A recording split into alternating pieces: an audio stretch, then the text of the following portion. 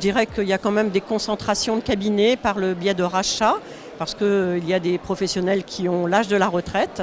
Autrement, sur le terrain, avec la crise de l'immobilier, la crise du logement, les transactions qui ne se font plus, la difficulté, c'est les primo-accédants qui n'arrivent quand même pas à avoir de prêts et donc du coup, les droits de mutation, les transactions sont en nombre plus faible.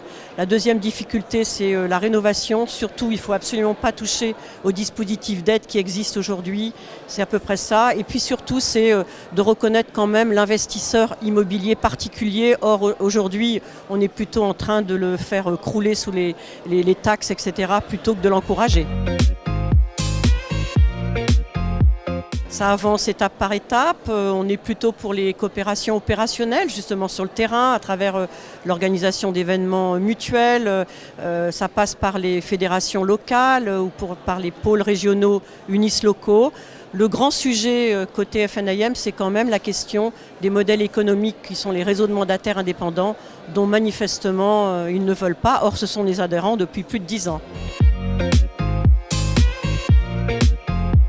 On attend déjà du Premier ministre qui nomme un ministre du logement de plein exercice, ça c'est très important, on le demande depuis le début, non pas un ministre délégué qui soit sous la coupe de Bercy par exemple.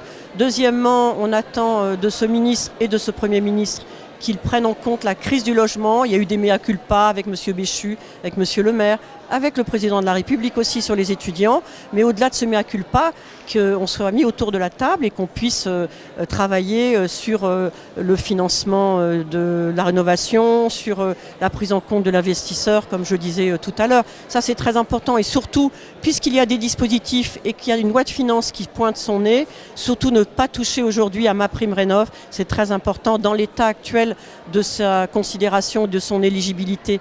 Surtout ne pas y toucher. Et ça, on a très peur quand même, puisqu'on cherche de l'argent un peu partout.